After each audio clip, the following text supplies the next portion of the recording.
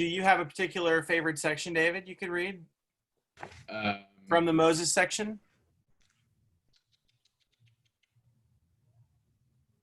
I mean, yeah, I just don't know what page it's on.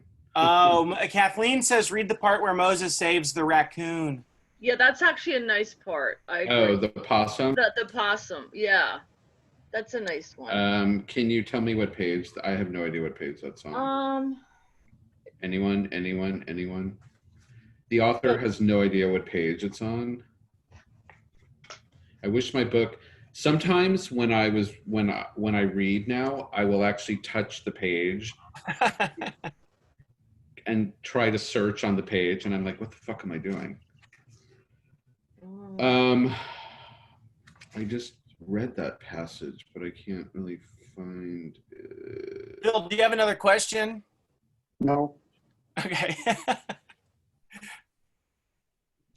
Hold on. I mean, we're just kind of, this is our third installment, and you know, well, David's searching for the moment. Okay, did you find it, David? Great.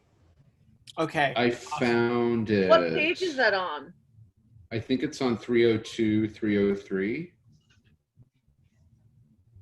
I'm just going to start at the bottom of 303 and read for a couple minutes. After they were gone, Moses fetched the long mesh scoop from the pool house. It had grown dusty and cobwebby, for he had not needed to clean the pool for over a year. He returned to the pool where the possum was kicking with its 3 good legs, spinning in graceless circles, somersaulting in the ever-reddening water. It wouldn't live long once he got it out of the pool. He lowered the scoop under the marsupial, and it somehow managed to understand what Moses was doing, for it gripped the edge of the mesh with its claws as Moses swooped it out, dropping the animal onto the deck, where it looked up at him for one tiny second before limping off slowly into the grass, leaving a trail of blood in its wake. Moses set the scoop down, breathing heavily, and when he glanced at the house, he saw his entire family gathered at the wall of glass, watching him. He waved feebly, the sun sinking even further behind him, the backyard darkening by degrees as his family broke apart until only his siblings remained waiting for him. He went into the house where everything looked and smelled and sounded different to him. As if between here and the pool, he'd taken a turn somewhere and had either found his footing or lost it completely. Pandora wasn't screaming and the boys weren't arguing and his dad wasn't nitpicking and the air didn't contain the scent of despair. As if the house were preparing itself to usher in the holiday, this spring feast of matzah. It was time, he realized, running upstairs to prepare himself as well. Yeah, I like that, Kathleen. I actually started crying when I've been listening to it again, and I'm like, who the fuck wrote this? Like, I could never write this book. Like, I don't know. Kathleen, are you there anywhere? Let me. Lisa, you're here too. Could I kind of want to pose, could I actually pose, I know this is Here, I just unmuted Kathleen in case you wanted to ask her something. Can we unmute Lisa Deerbeck also? She's in the bottom. I want to ask this question of them. Okay, go but ahead. I can start with Kathleen. Yeah. This is whatever. Can you hear me? Can we unmute Lisa? Lisa, can you unmute yourself? There you go. Yeah. I want to ask these two really, really talented, very great women. When you read something that you've written in the past, A, does it move you in any way? And B, do you think you could ever write the same book again? Can you hear me? It's Kathleen. Yeah, go ahead, Kathleen. Okay. Lisa, did you hear me? Yeah, that's a great question, because I think we're always and forever changing as we move forward in life. And the books that we wrote 10 years ago may never have been written in the present day. But it's sort of like treasure hunting. When you go back and read a previous work, it's sort of like rediscovering a part of yourself that you've forgotten. And some of it it's very poignant, and some of it is very enlightening, because you'll read it and you'll think, oh, okay, this is good. This is good stuff, and this got me from where I was to where I am now. So I don't often go back and read past works, but when I do, it's sort of a rediscovery of self. That's interesting. Yeah. Lisa, how do you? Wonderful answer. Yeah, no, it is. When I read over, I'm very timid about rereading my work, even if I only recently wrote it. I find it to be a strange experience, sort of like looking into a funhouse mirror. When I do reread something that I had written, it falls usually into one of two categories. Either I absolutely am filled with tremendous admiration for the person who wrote that, and I read it with a kind of sense of glee and a weird alienation, as you say, kind of like, God damn, I was smart then. A little bit like sometimes if you read a paper that you wrote in college about something very arcane that you no longer have a grasp of at all. And then other times I'm just filled with shame and humiliation. You know, and it could be something that people felt was quite good, but there are times where, as you say, like you've moved on mentally, and you're in a completely different sort of universe in terms of your concerns, and I know, you know, many of us dig really deep to get to very, you know, sort of molten material, which sometimes you're sure that it was worth it, but there can be times where you read it later on and kind of go, damn, did I really have to write that? Yeah. That's rereading this book. I'm encountering like parts of myself that I don't even really have access to anymore. It's like I wrote this book. It was like I don't know, trial by fire, or I burned something out, especially in the Moses section. I'm not sure why, because he's like the least like me. I don't know. He actually, rereading it, has become my favorite character. Mm-hmm. Like, I really liked Edith, but after I read Edith, I was like, and then I got to Moses, I was like, huh, it's interesting. Because I've always been a big Edith fan, and Moses really kind of takes over the entire book. I mean, whatever. I mean, it's told from his point of view, and it's his section, but he kind of is sort of, I don't know, he kind of became, in rereading it this time for me, like the I don't know what you want to call it. I always thought that Dietrich was sort of the moral compass of the book, and but Moses, I don't know, he kind of, he moved me in ways that he didn't move me when I was writing him. I guess that's sort of the point. Anyway, thanks for answering that, ladies. Lisa Deerbeck is writing an incredible novel. I've read parts of it. It's stunning. And Kathleen is just amazing. She'll be up in a few weeks. Where are you, Kathleen? Are you hiding? I don't even see you. She's up at the top. I think Kathleen's, her first night's June 24th, correct?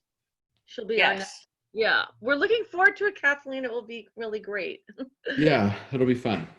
I mean, I know to chime in as the poet quickly. What about, and we don't have to go off on this because it's all writing process stuff, but what about all those drafts of the things you never published, and you look at old drafts of things and you're like, ooh, thank God I never sent that out. Or sometimes you're like, oh my God, why didn't I work on that more? So just the responses I heard kind of remind me of those experiences too.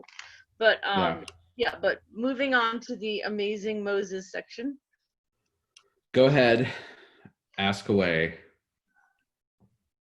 Well, we have some great questions that were sent in. Blake, you want me to just kind of, actually, one of the first questions we could ask is from the Ex Libris section at the back of David's book. And guess who wrote it, by the way? Yeah, that's a good inside piece of information. All those really great, intelligent questions for book clubs at the back, often the author wrote it. That's news for me. Yeah, that's inside Paul. I didn't know you wrote that question, David. That's great. I wrote it all. Everything you see in this book I wrote everything in it. Yeah. I think I'm just going to throw out the first Ex Libris question because it's general, and we'll kind of just take it from there. We got sent in, right, Blake, some great questions beforehand. Yeah. And if you have any questions during the Q&A, just raise your hand, use the little feature, and we'll unmute you and you can ask the question, so it's a little bit more interactive. So, but yeah, let's start with that one. So there's the first question is, and it's kind of one that's I'm sure everyone's thinking about section through section as reading the book. Jacob, Edith, and Moses all contend that the motivation for their actions is solely to give their mother a few more months of peace and quiet before she dies. Do you believe they're acting selfishly or selflessly, and why? You want me to answer this? This is okay. Yeah, you can definitely kick it off and give us your sense. Well, having just read most of the Moses section, Jacob at one point says that it's actually for him more about revenge, which makes sense. Edith, I don't know. I honestly, I have no idea anymore. Maybe it's in the text, but I think they're acting selfishly and selflessly. I think I wrote the whole book to be ambiguous, basically. And all the characters had to be ambiguous. I mean, the only character who's not really ambiguous is Julian, and I wrote him sort of very black and white without a lot of redeeming qualities. To make it easier for the reader to sympathize with the kids, except apparently people don't sympathize with the kids, although they should. And it says more about those people than it does about my characters, I think. I mean, if you've been abused the way these kids have, and are abused ongoing, I mean, I think I think that it's like it's the most extreme, but I think people can deny it all they want, but I'm sure that almost everybody has thought once or twice about killing somebody. We are, after all, human. And murder is a very, very, very big component of our judicial system. So it's clear that murder is on everyone's mind every now and again. And it just so happens that this is a perfect storm, and the kids gather for Passover, and they all have murder on their minds in one shape or form. Edith contends even through the Moses section that she wants no part of it, but by the end of the Moses section, she's like gung-ho, then it's interesting how I work this. I mean, I'm still, like I said, I can't believe that there's so many working parts of this book, and I cannot believe that I was able to, with a clear head, like somehow, I mean, successfully or not, sort of cover all the bases when it comes to how to kill somebody. Like, there's humanely, which is Edith, there's inhumanely, which is Jacob, and then there's, I don't know, what is Mo? Somewhere in the middle. But Mo is, I mean, it's interesting because I always thought Edith was the faltering, the character that was on the fence. But it turns out Moses even says, he didn't hate Julian the way Jacob did, and he didn't love him the way Edith did.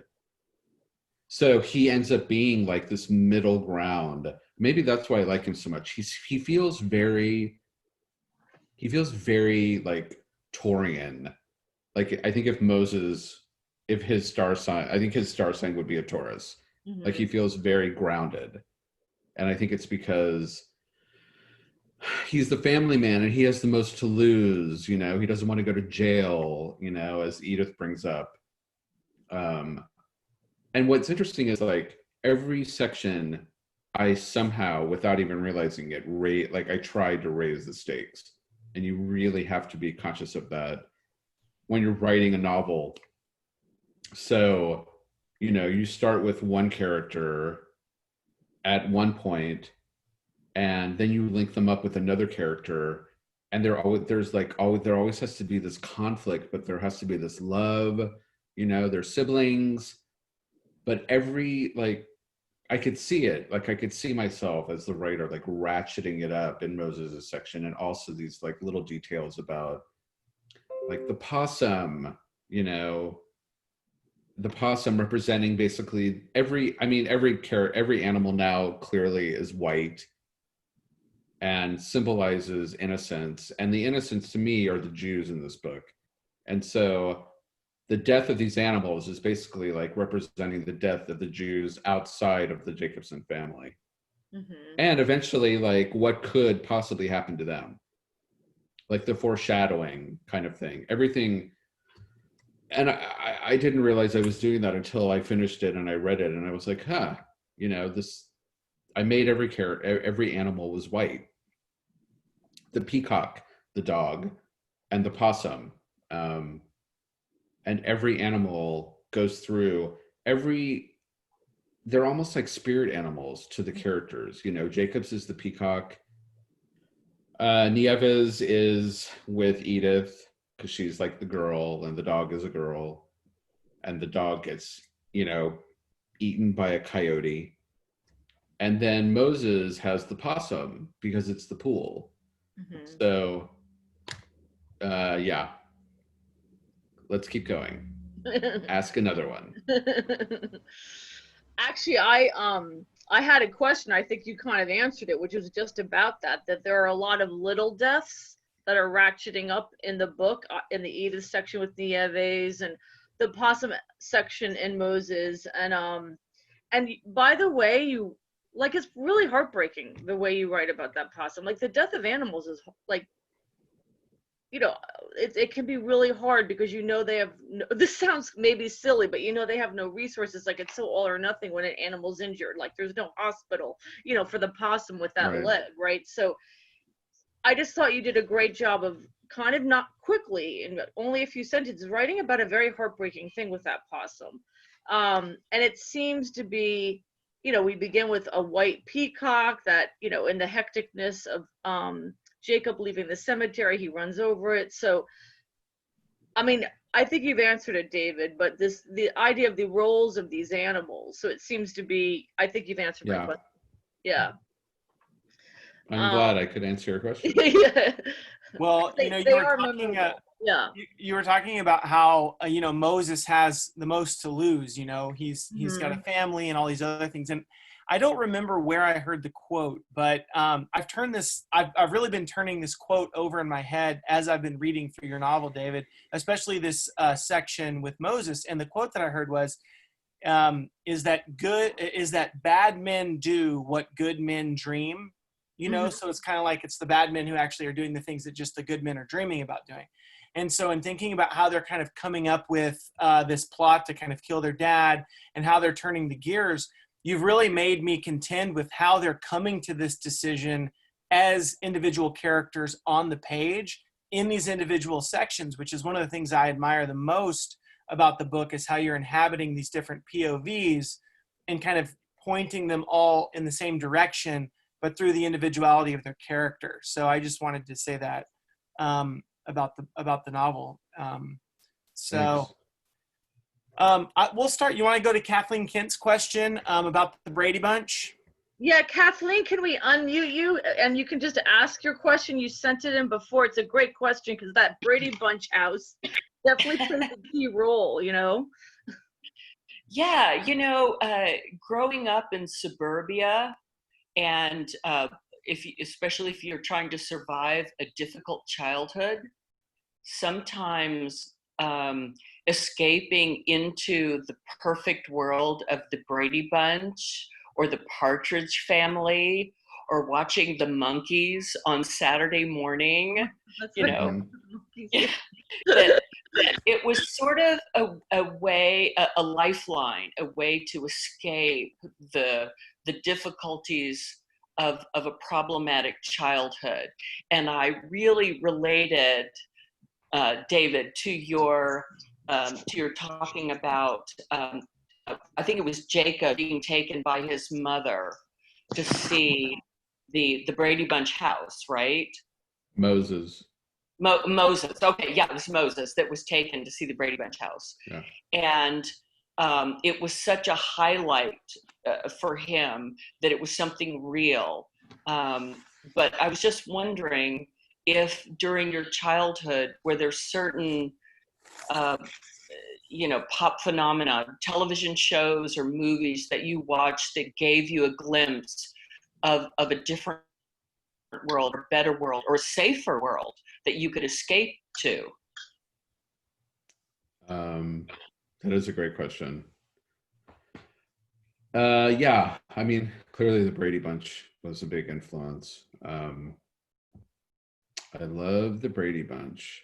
Who didn't love the Brady Bunch? But of course, it turns out that the Brady Bunch is not really the Brady Bunch. There is no such thing as the Brady Bunch. Right. Everything behind the scenes of the Brady Bunch, like, who was the father who was having an affair with one of the sons, apparently? Or, I mean, it was a disaster. They all talk about how dysfunctional it all was. And so anyway, it's yeah, you know what other show I loved? Lost in Space. Lost in Space Great. was one of my favorite. When it went off the air, I was so upset that I actually wrote a letter to the network. That's how involved. Remember that, Dad? I think Mom got the address, and I was 6 years old or something. So yeah, TV. I think it makes sense that Moses would be an actor. I tried to make all of these sections make sense to the character, So Jacob's section, he's a playwright, and he uses his own life in his plays, which is where the title comes from. And then in Edith's section, she uses what she does as an ethicist to either move her life forward or backward. And then Moses, as the actor, I mean, I kind of loved the idea of a character sort of sitting outside. I just saw the whole book for me was very visual. I just saw this character sitting in the dawn, having a coffee, just staring at this house that he could never have, basically a family that he always wanted but could never have, blah, blah, blah, blah, blah. And I don't know if I felt that way about the Brady Bunch. I think growing up in San Antonio was not so terribly easy. And so, of course, I was always looking for ways out. And Moses sort of represented that. But also the family man, all of that stuff. I mean, it's all very loaded. The Brady Bunch. I mean, I love the whole Brady Bunch thing. Writing that was so freaking great. Well, you have this part.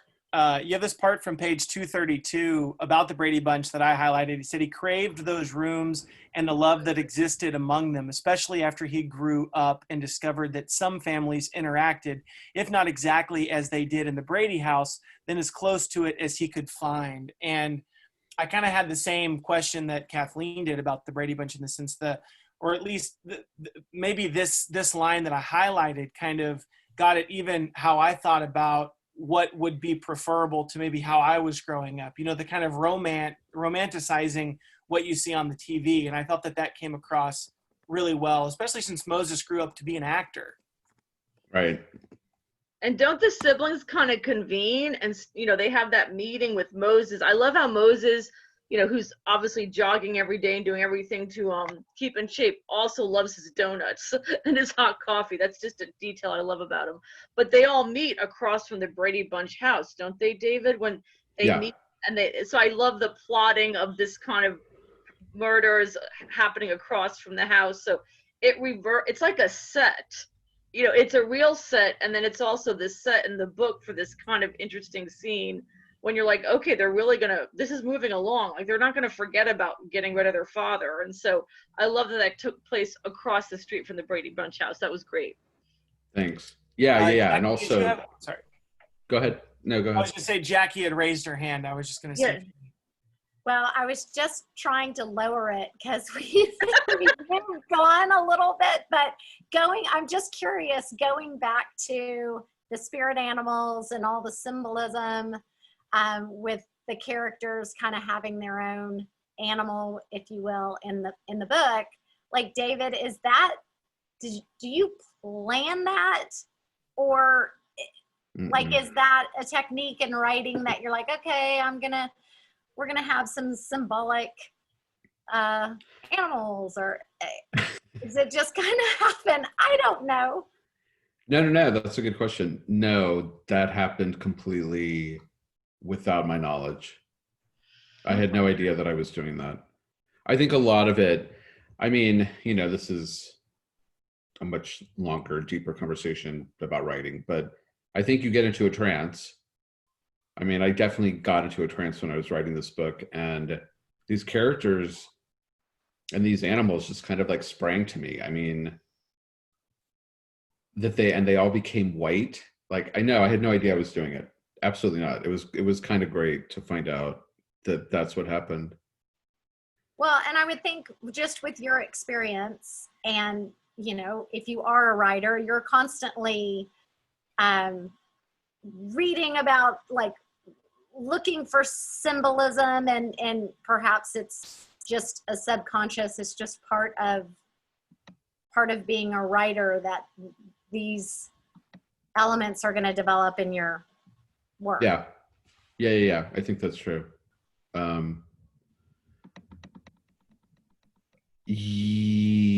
Yeah, I'm trying to think if trying to like access the memory of writing this book, which is really difficult. I kind of just knew that every sibling was going to have some kind of attachment to an animal. I didn't even know why. I'm not even sure that thought came to me. I think a lot of it had to do with the environment of the entire novel, and how I was like I was trying to do a lot in this book. It was very ambitious, of climate change, and like everything was sort of undone. It's sort of like America undoing itself, and these poor little creatures, these poor little animals, are sort of the collateral damage that happens when we don't pay attention to our environment. And also, on a larger scale, as far as families go, like a biome or whatever, like when you don't pay attention to the littler people, the lesser creatures among you. And as far as families go, you could say that, that Roz and Julian did not pay attention enough to their children, and they are reaping what they sowed. These, it's very King Lear to me. I mean, I don't think I've even read King Lear, but I do know that, like, he loses his favorite daughter at the end, Cordelia, through his own pettiness, basically. I think he's like a very petty king, right? And so that, if you think about, if you have to sort of, I definitely did this when I was writing it. There are layers of hell. Family has like layers of heaven and layers of hell. And, this happens to be sort of a comedic version, as far as I can push comedy. I mean, sometimes it's funny. I've laughed sometimes when I've been listening to it. But family, this is sort of, family as your own worst enemies, and your own best friends. I was trying to show the complexity of this one particular family, and through that, these little animals sort of popped up, like family pets. We had lots of family pets when I was a kid, cats mainly. And I just kept thinking about what happened to them. You know, my mom ran over one of them. One of them ran away. I was heartbroken. My brother had a cat named Cleo, who was a Manx. We had a cat named Cinder. Anyway, so all of these things, Jackie, just to answer your question, like, yeah, I mean, I think it's just subconscious. I think there are other writers who would like, I think basically if I had set out to make these things symbolic, it never would have worked. It would have been overwrought and overplayed, and I would have tipped my hand too easily. And so these are like, they're like these little, I'd like to think of them as definitely they're like little spirit animals. And of course they get crushed and killed because like these kids' souls are crushed, you know, and they're doing their best to sort of fight it. But, you know, they're losing their mother, a mother's love. There's nothing like a mother's love. So once that goes, it really goes. I don't know if you've lost anybody like that. Is your mom still around, Jackie? Yeah, my mom is still kicking in San Antonio. Oh, good. Yeah. Say hi to your mom. I don't know if I've ever met your mom. I don't know. Yeah, I will. What's her tell her. name? Rhonda? What's your mom's name? Kathy. Kathy. Okay. Yes, Kathy. Kathy Beckwith? Well, she's had many last names since my father. No, actually, I've got to be, since my father, it's only been one other last name. So she's Nesbitt. Okay. Yes. Okay. Yeah. Excellent. Thanks for that question. Yeah, thank you for answering it. Anytime. Yeah, and I think the animals work because they're not symbols, Dave, but they're very alive and, you know, going through their predicaments. So Right. not surprised at all to hear you say that. I think we should choose another question. What do you think, Blake, from some of the pre-submitted questions? We got some great ones. Yeah.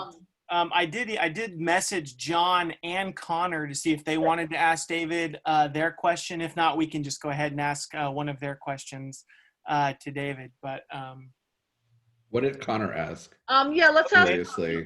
So let Connor ask his question. Yeah, is he here? Can we unmute Connor?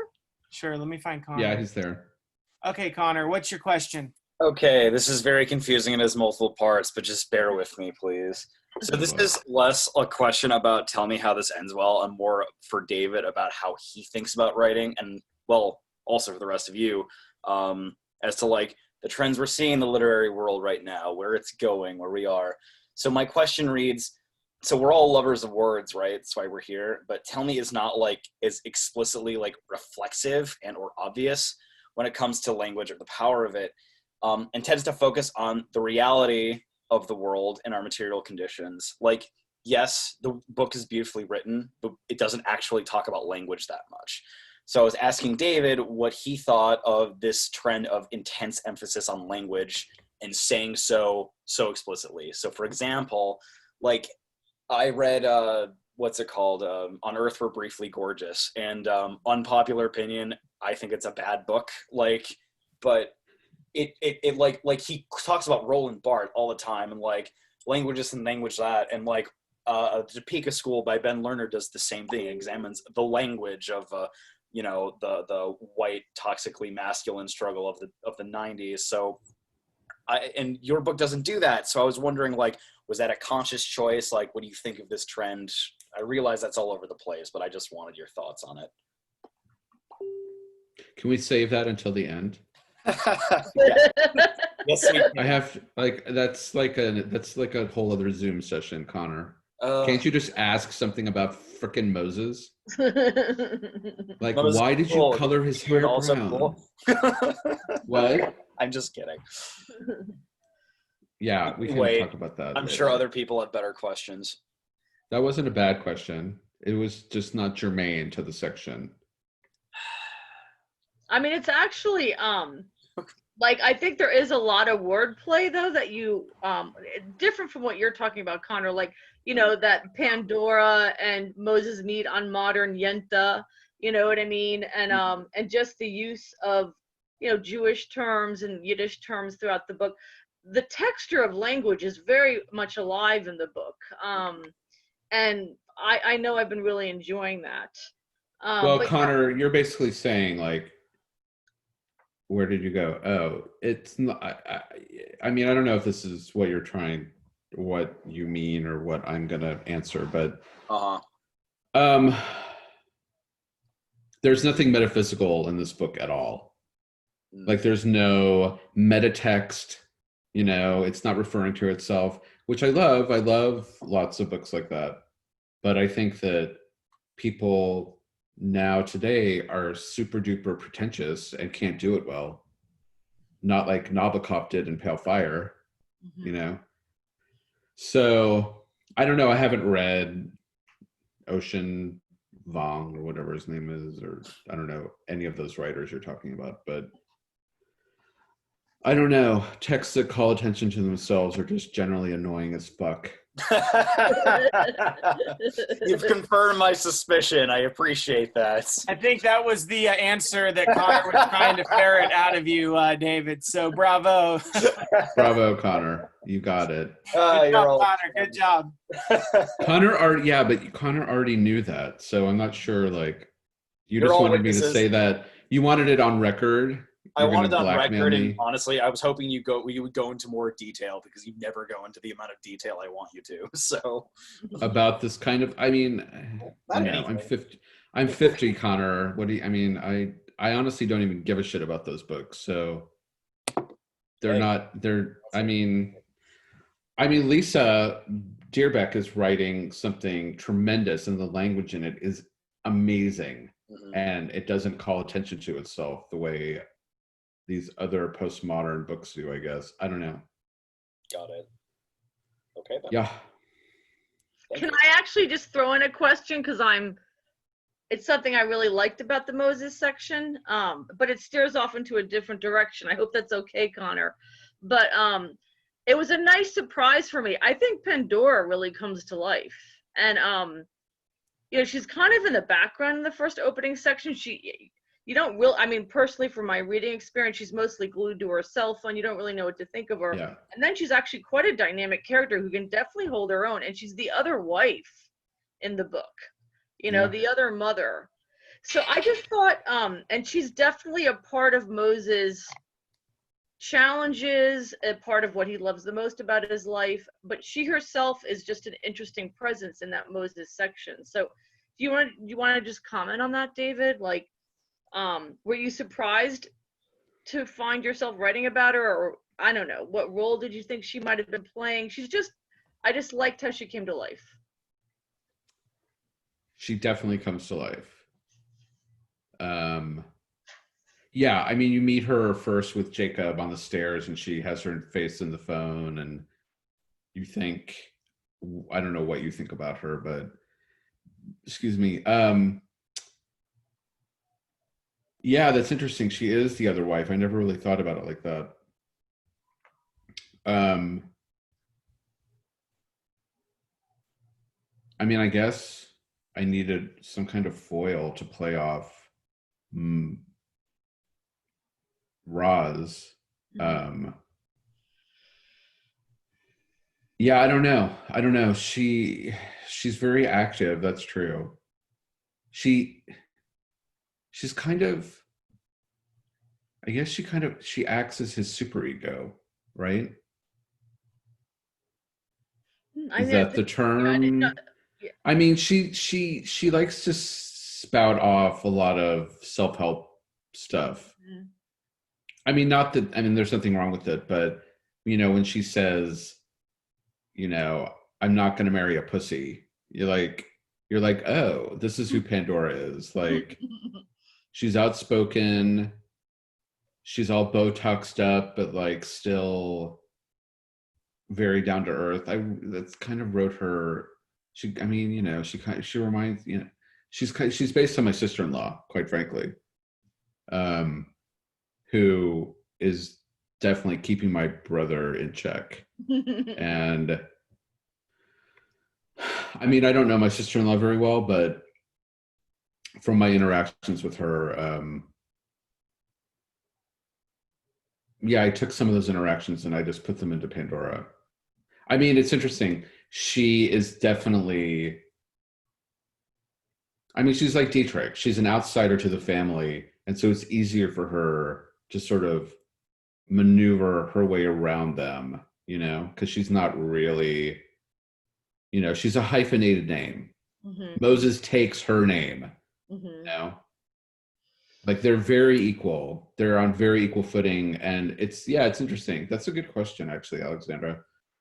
I mean, it's Moses and, their relationship is diametrically opposed to Roz and Julian in pretty much every way. I mean, you know, Pandora would never put up with what Roz has put up with. Yeah, I love that moment early on when Moses remembers, like, his father's calling him an idiot like 3 different times, and she says, "This is the man I love, and you don't call him that." I'm like, I like this woman. She's really cool. So she was just a wonderful, refreshing surprise for me, just based on my reading experience in that section. So that's just why I asked about her. Yeah, no, I mean, she's kind of, I had a friend years and years ago in grad school who went to dinner with her boyfriend's parents. They were all sitting there, and her future father-in-law said something really nasty to her boyfriend, and she was like, "We're leaving." And she got up and she's like, "Andrew, are you coming or are you staying?" And Andrew got up and they left. And that's always played in my head, like, that is true. I know we've all seen this in movies and whatever, but to hear it play out in real life, I don't know if it's true or not, but knowing Meg, it's probably very true. And I just kept that in my, that's also who Pandora is. She's the kind of person who would be like, you know, don't talk to my husband that way. Mm-hmm. And you want someone like that. That's the person you want in your life, basically. I mean, it causes problems, but ultimately it's very healing. I find Pandora a very healing character, which is why she takes them, you know, she takes the women to the rejuvenation spa. She's like Mother Earth. I thought of her a little bit as like Gaia, you know, very fertile, you know, whatever. No, thanks. That's interesting hearing you talk about her, David. Thanks. Yeah. Blake, we have a few other. Is Catherine here? I think. No, Catherine, I don't think. Catherine, are you here? Is John here? He sent us a great question. We'd love to unmute you, John, if you're here, and you can ask your question, you know, live. Let's see here. I wonder if that's, let's see. Is that John Vassar? Hey, John, I unmuted you, John. Did you send in this question, John? Is that the one about the dystopian external environment? Yes. Yeah, that was a great question. Which of the two, the external dystopian external environment, is that more of an issue in moving the plot along, or is it the internal dynamics, which is also of the family, which is also sort of a very dysfunctional dystopian family view? So which is the greater pull on the plot? I mean, is it, as a writer, is it does one pull more than the other? What do you think? I think it's chicken or egg. I think both are interactive. I think that it creates a very interesting dynamic that where you have helicopters flying up above, and then you're dealing with the interaction of the dynamics in the family, which are, you know, you have this incredibly sinister father that's you know, maybe deserves what he's getting right now, but it's an interesting mix of factors. I used to teach business, and we always looked at the external environment and how the business exists within that environment, and to see how how you fit into it. And I don't know whether this family, whether that was really as much of a factor, or just the genetics of the family and dysfunctions that is a result of the personalities involved. No, that's interesting.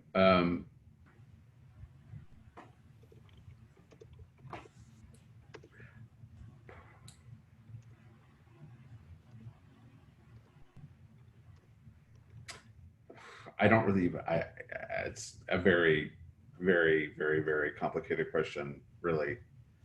I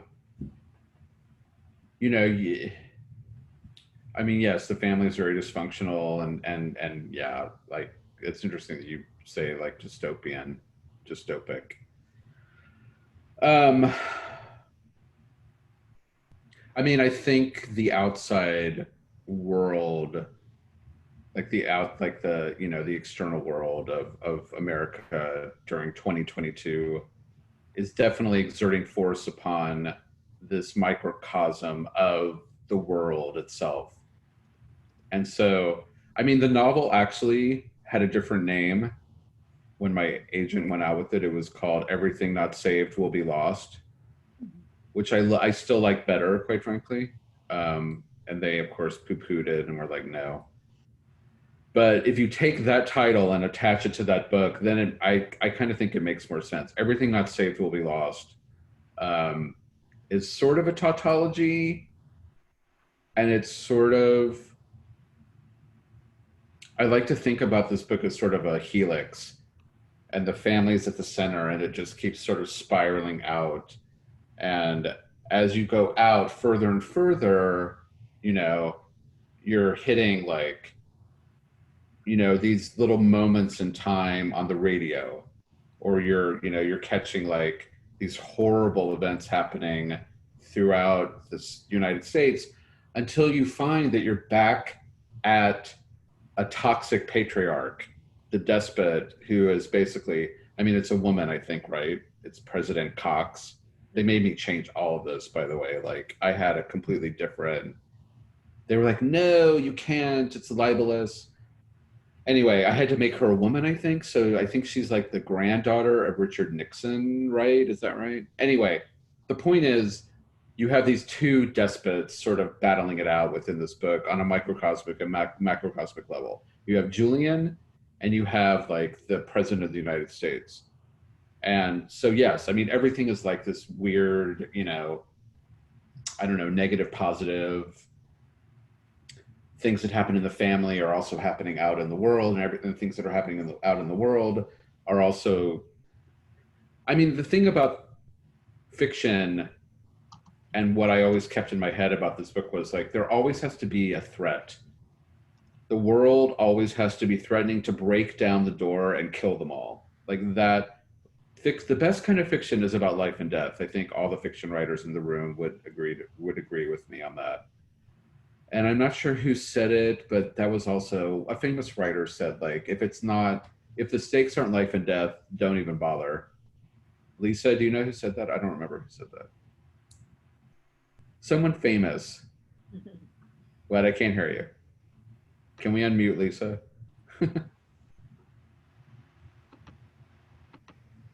There you go. I believe that Thomas Pynchon said something similar.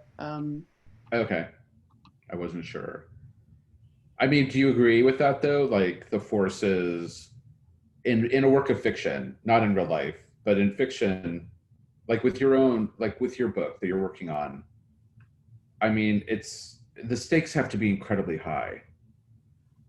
Well, I think I certainly agree. I agree that the most profound works of fiction, the most ambitious and the most profound works of fiction take on life and death issues and really transcend the limitations of language and really become literature. But I also think every work that we read or every work that we write is different. A work can be very playful, and a playful work does not necessarily grapple with issues of life or death. But I think the more serious, I mean, your book is also very, very humorous at times, darkly humorous, but I think it's also a deeply serious and really brilliant book. And I think to get there, you really do have to grapple with these extremely profound kind of philosophical and ethical issues too that you take on, that are very provocative and really radical, and I think daring in your work. Yeah, I mean, so I was always sort of aware of where the world was in relation to the family and where the family was in relation to the world. And so these like minor deaths of the animals are hearkening or foreshadowing like the deaths that they hear on the radio, and the deaths they hear on the radio are hearkening to the animals' deaths. So there's always this counterpoint going on. And I mean, I was aware of that when I was writing it, but it wasn't something that I was deeply attached to. It just kind of, I mean, it is very much chicken and the egg. I mean, I'm not sure which came first. I'm not sure, like, did I sit down and think, I want to write a novel about the rise of anti-Semitism in America in 2022? Or did I think, I want to write about this family who's coming apart at the seams in Calabasas, California in 2022? So I don't know. To me, the whole thing was they were easily wed, you know? They were very easily joined at the hip. Like I don't think I could have written,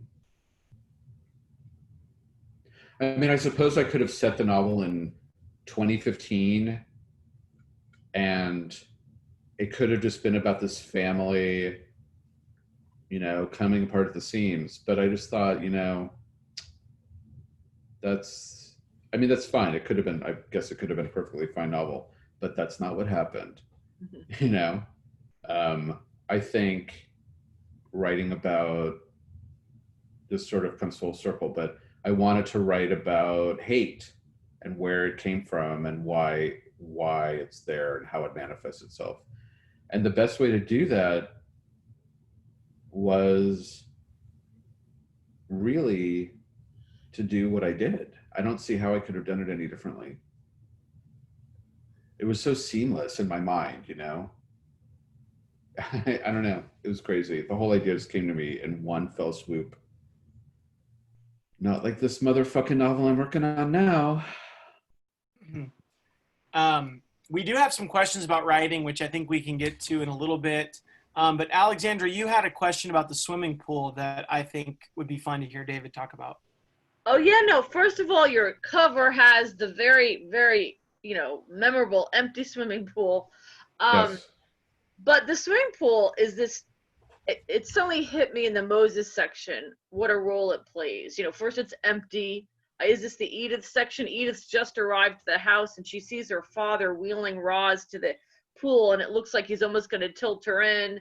So it's a point of danger because it's empty. There's even flashbacks to one time when the father covered a swimming pool and Jacob was swimming at the bottom of it. So as an example of how he endangered his children's lives. Right. And of course, in the Moses section, it suddenly gets filled. And then there's that heartbreaking possum swimming around in the middle of it. So I just thought, okay, let's talk about the swimming pool, everybody, because it's there as a really big, like, resonant prop. So I would just love you to talk about it. Like, what do you think it means or does it mean? Were you thinking about it when you had it? Because it's fluctuating almost like a character, right? So I just thought it would be fun. So I wanted to ask you about the swimming pool. Yes, no, that's a great question. Is the swimming pool, would anyone consider the swimming pool a MacGuffin? Lisa, do you know? Is it a MacGuffin? Yeah. I think it could be a MacGuffin, absolutely. Okay, I think it's totally a MacGuffin. I don't know if everyone's read to the end yet. Maybe not. But yeah, the swimming pool is also symbolic. I mean, it stands empty for most of the book, it stands empty, right?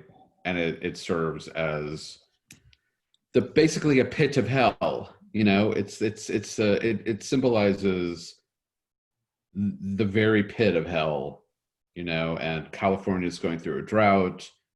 Water is at a premium.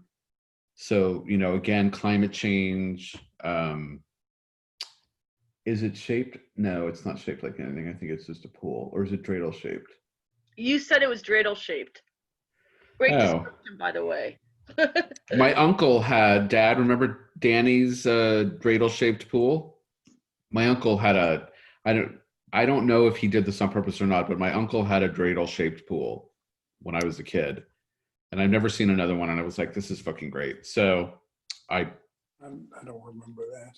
I moved, yeah, when he lived on Algerita, in the redwood tree house. Anyway, so I moved that pool to California as another symbol of also just the disparity between what's going on in the world and what's going on at the Jacobson house, how the Jews are in danger, et cetera, et cetera. Yeah, the pool was amazing. I'm so glad that you brought this up. It's basically it's kind of the heart of this book, I think. So, you know, as the book goes on, of course, I mean, it's sort of it's kind of like a Chekhovian gun. If you have an empty pool, you're going to have it filled up at some point. The pool is going to have to play some role in whatever you're working on. So the pool gets filled up and it serves many purposes, one of them being the plot, which I won't go into. We can go into next week, but it definitely serves the plot. And so it does definitely become a MacGuffin. Mm-hmm.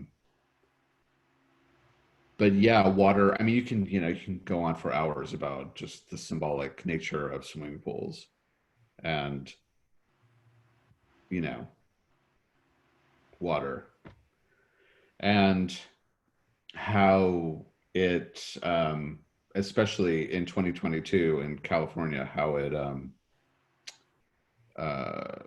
causes such problems for Moses.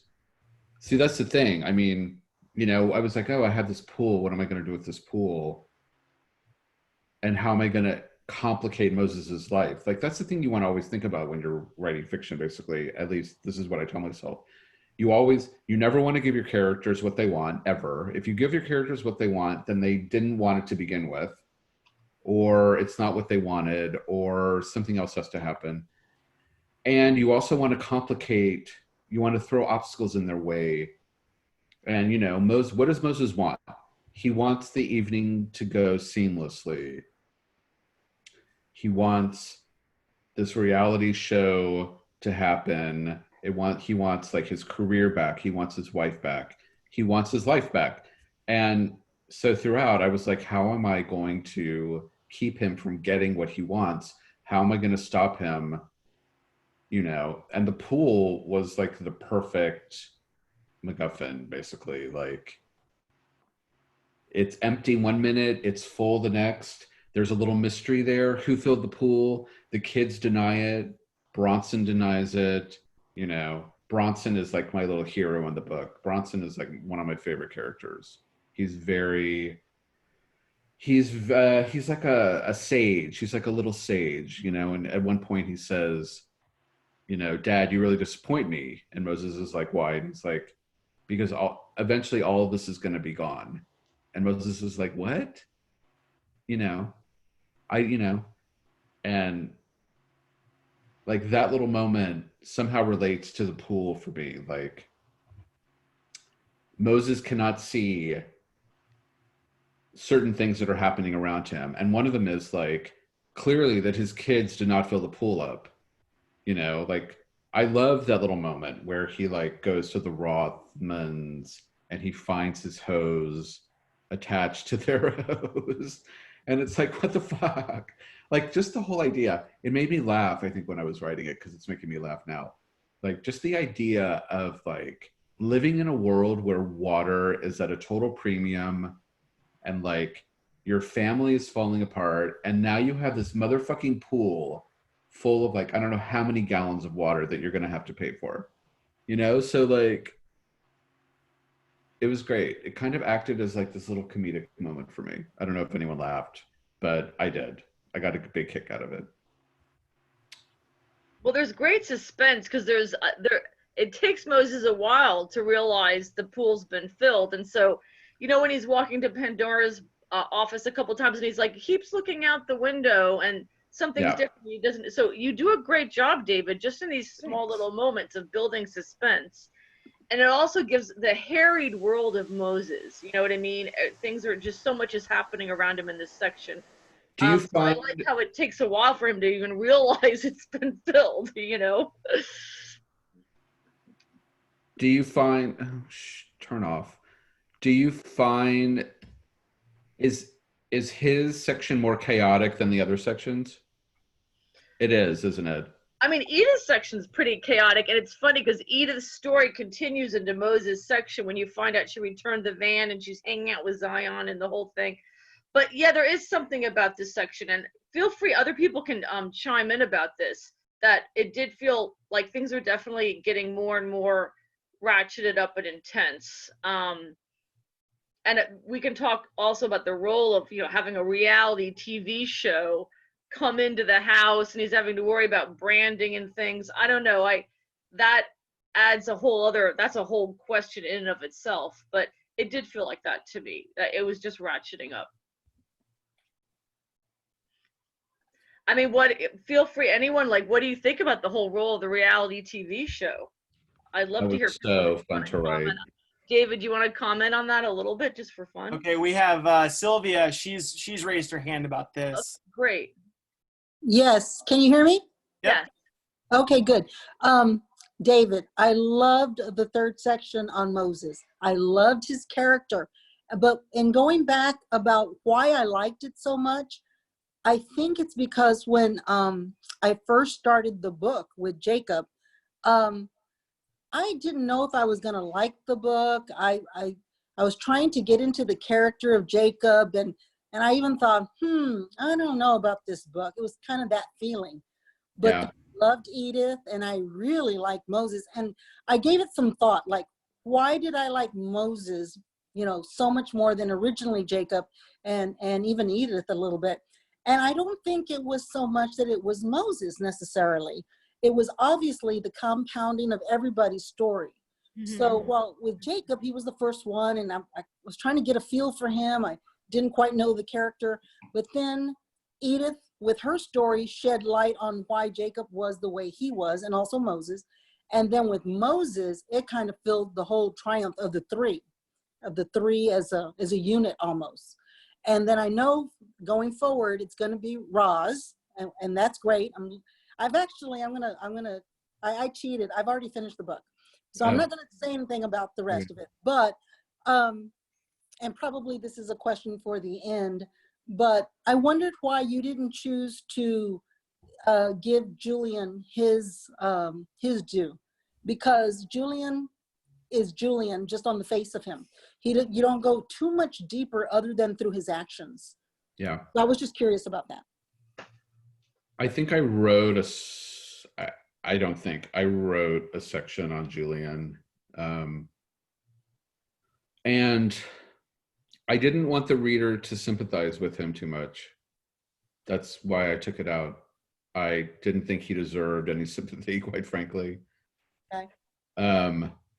And I think you get a lot of him through Roz. I think Roz is where you learn. It's pretty heartbreaking. Her section is pretty heartbreaking to me. Writing that section was pretty heartbreaking. She says he wasn't always like this. We used to dance, all this kind of stuff. Basically what people say, about their marriages that are either have been really great or really bad or really both, I guess. But yeah, it was a conscious choice not to give him a section. Okay. I don't know if it was the right choice or not, but it's the choice. It's the only, it was, he's so menacing, and so he comes into a room and kind of takes it over.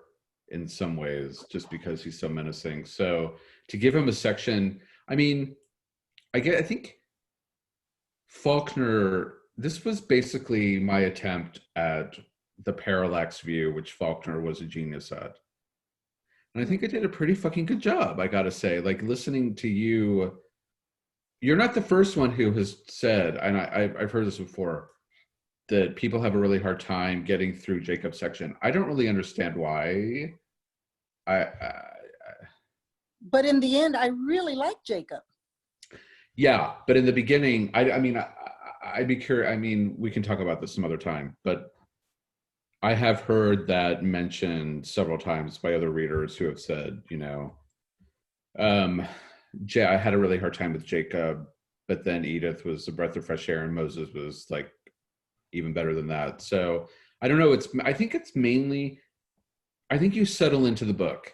I think by the time you hit Moses, you're either really invested in these characters and like them, or you don't ever want to see them again, and you close the book and you tell me to fuck off and you write me a 1-star review, and that's it. I mean, it's a very polarizing book. I think my editor said that to me. She's like, people are going to really love this or they're really going to hate it. And that's pretty much what has happened. There's really no middle of the road, because it's impossible. You can't this is not a typically written novel. There are no space breaks. I did this all on purpose. There are no space breaks. So you either have to remember where you were in the section, you either have to keep reading it if you're compelled to, or I don't know what you do, you mark it or whatever. I wanted these sections to charge through the narrative, you know, without end. But you pick up like little, you know, that's the great thing about this book and why I love it so much, is like you pick up from one character to the next, just like you said, you pick up like threads of other narratives and they keep spinning, you know, like until you come to Moses and you have a much clearer picture of the family and all of the characters. And then you get to Roz and you're just, I mean, Roz explain, I mean, you know, Roz is like the origin story. Mm-hmm. You know, Roz is how these kids came to be at this particular point in time, you know, and I love Roz. I mean, Roz, I don't know, I like all of them, but Roz is a very unique kind of character. But yeah, I mean, I could have told the story from Jacob's point of view and it could have all been one note, but I'm glad I told it in 4 different points of view, because I think you get a much clearer picture. And I think that's what Faulkner did. Mm-hmm. Faulkner had the parallax view, right? Where one character, you learn a lot about another character through another character. Like in The Sound and the Fury. Yeah, no, that's definitely what he does in The Sound and the Fury. Yeah. Yeah, it's amazing.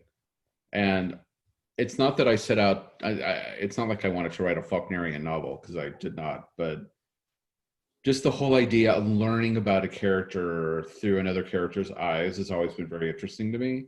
Mm-hmm. So yeah, that's it. Just to chime in for a second, I loved what you said, Sylvia, about how Moses' section is the compounding of everyone's story. I thought that was really, that was like an aha moment for me when you said that. Yeah, thank you. Yeah, that's really great. Why do you don't think Roz is the compounding, like the moment where everything compounds? You think it's Moses, Sylvia? Well, I didn't want to get into that because I thought we'd get into the next We can get into it next week. I mean, whenever. Okay. Yeah. That was a good question. I mean, we have, Blake, should we just ask a few of our like writing process questions that we were sent before today? Yes, so we have the 2 writing workshop, the writing questions, one from Rebecca and one from Catherine. And let's start, you want to do Rebecca's first? Sure, yeah. And there she is. There she is. Oh, Does she well, want to ask it? Do you want Yeah, to unmute? Rebecca, you want to ask? We can unmute you. You want to ask the question you sent in to us? let me find, oh, there she is. I love your background, by the way. It's great. You're Thank unmuted. you. Yeah, I'm trying to change it up. I feel like I'm in like a perky Monet painting. Great, I love that. I was wondering about, you know, your process and dedication to this longer work. And I can't remember exactly what I said, but I think I wanted to know. I remember, it's in the chat. Yeah. Oh, good. All right. I asked, what's your best advice for authors trying to write a longer work? How do you recommend the patience and perseverance it takes to stick with a novel through the end? Write it quickly. I think Stephen King said, write it in 3 months, and he was totally right. Doesn't mean you're going to have a great book at the end of 3 months, but you'll definitely have something. That's what you did, right? You did this one in 3 months. You were in Atlanta. You gave yourself a deadline, and it was about 3 months, right? Yeah, it was 3 months. Wow. Yeah, I wrote 2,500 words a day for 3 months, and a steady diet of the Jacobsons for 3 months, and I was ready never to see them again. And the book I'm working on now is just like, it's maddening. It's maddening. The Jacobsons were a delight compared to this book. I don't know. Yeah, I don't know. Writing something really long. I mean, selling something really long is really hard, especially when you have no record, really. No good record. So I wasn't surprised. I mean, my agent wanted me to cut it down, and I was like, no. And so he sent it out, and then my editor didn't want me to cut it down either, and I was like, okay. Normally, they really don't like anything over a certain number of words. Really, if you have anything over 2 words, they really don't like it. But this one was 145,000 words. And it pretty much stayed 145,000 words. I remember writing to my editor, did she want to cut it? I remember talking to her about it, and she was like, there's nothing I really want to cut. And I was like, really? Because my last editor was like all about cutting. So I was very happy that I didn't have to cut anything. I had to change the ending. But other than that, I'm really into longer works. The Magic Mountain.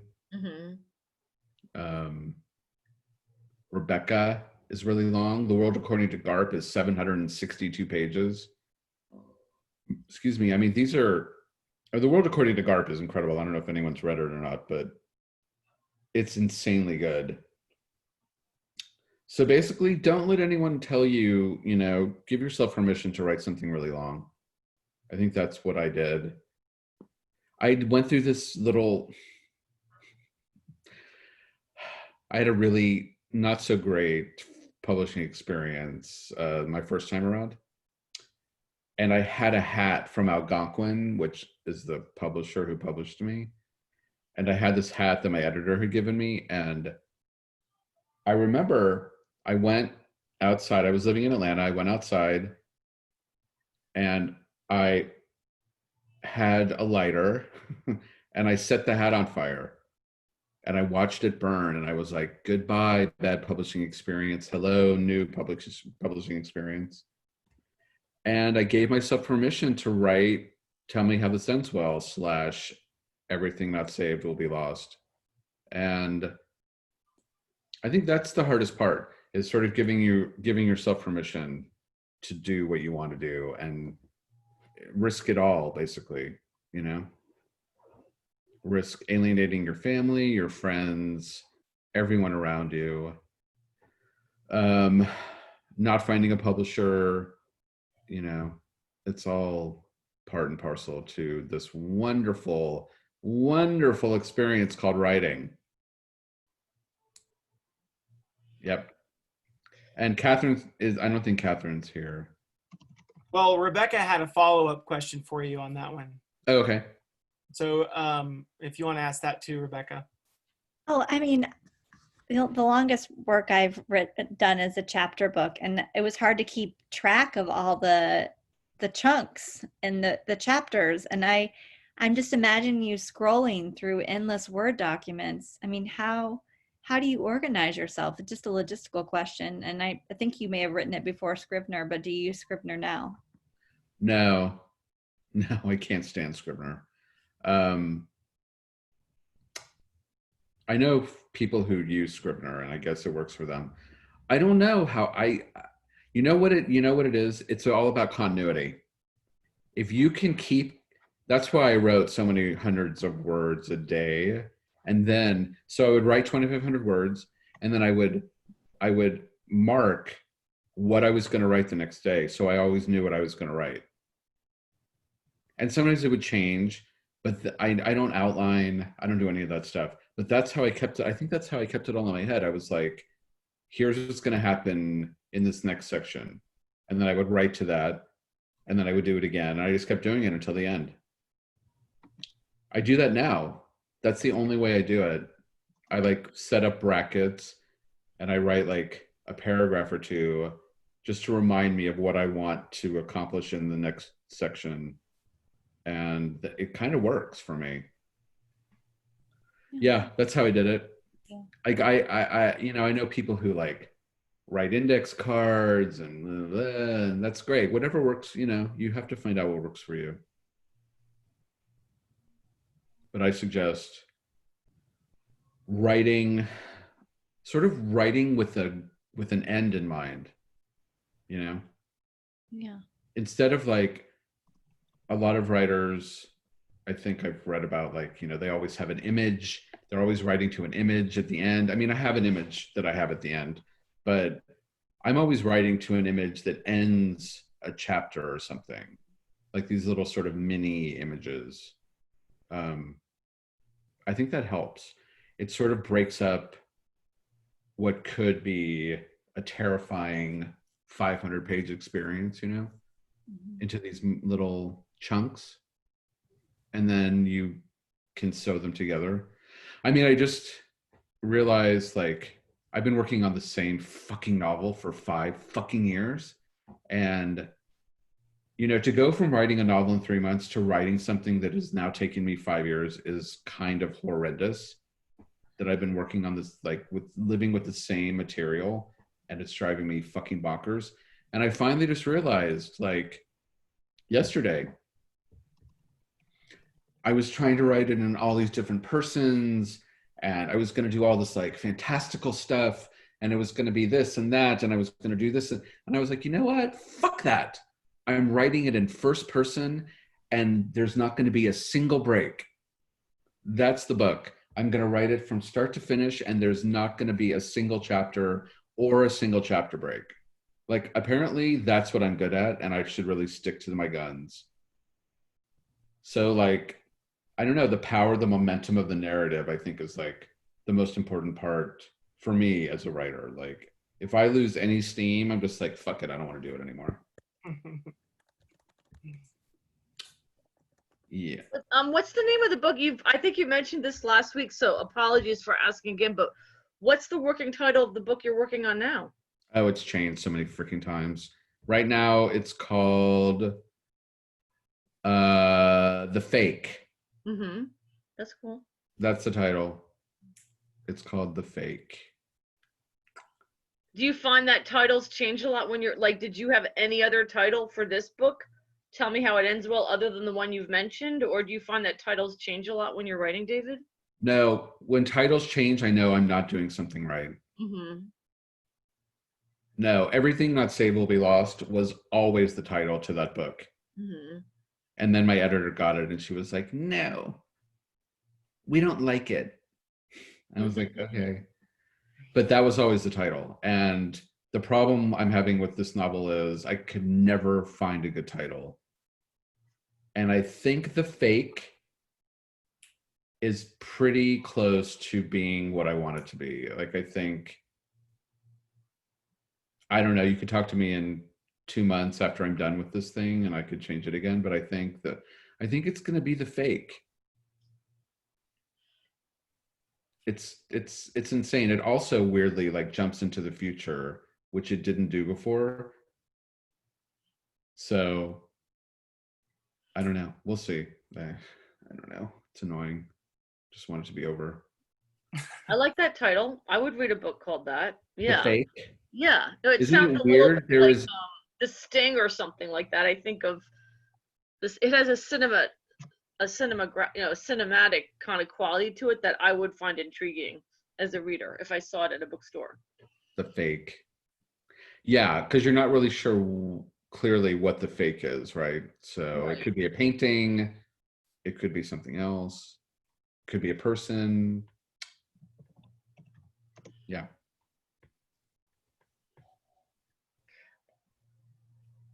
Anyone Well, else? are there any other questions? While you're thinking about that, I did put some information in the chat window just about our next meetings, June 10th. I put links for Writing Workshops Dallas and Gemini Ink in case you're curious about our upcoming events. And then I've also put a link there to purchase Kathleen Kent's novels that we'll be discussing after we wrap David's book on the 10th of June. So we'll be reading The Dime and The Burn. We'll be starting with The Dime when we move to Kathleen Kent's work. But those links are in the chat window. But are there any other? Yes, this session will be archived and it'll be on Gemini Ink's YouTube channel, as are the other our previous two sessions with David. But is there anything else, Alexandra or David, or participants? I'm just, yeah, believe it or not, June 10th is kind of the finale session with David. So we're going to be giving some free giveaways. You're really great at explaining this, Blake, better than I am, but a chance for a free workshop with Writing Workshops Dallas, a free workshop with Gemini Ink. And then, of course, David's been really generous and he's offering a manuscript consultation for up to 25 pages for you prose writers out there. So do you want to talk just quickly about how we're going to, one, have a great last discussion? I got to read Roz. I can't wait. And the whole end of this book. But then a part of this will be these fun kind of giveaways. Yes, so we'll be drawing from people who have participated. You can up your odds if you submit a question for David for next week. It could be about the Roz section or just about the book in general. So I'll send out a reminder about submitting questions ahead of time, and it'll be a lot of fun. Yeah, and it's been, I can't believe we're going to be done with David's book next time on June 10th. But there would be no big Texas Read without you all and without our great authors. So we want to thank our co-founder and first author, the guinea pig, David, for going first. But yeah, we're real excited about the next our final session with David. So anything else, you guys? No. Okay, well, we will see you next time. Thank you all for stopping in. And if you have any questions, drop us a line. Thanks. Bye. Thanks for the great literary company. Thanks. Thank you, guys.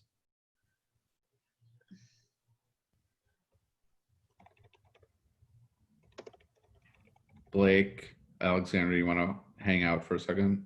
Sure. I think we have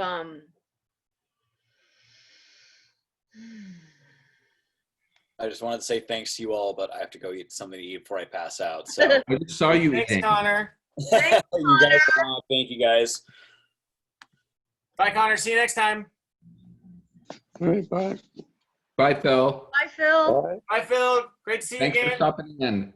Okay. We love seeing you.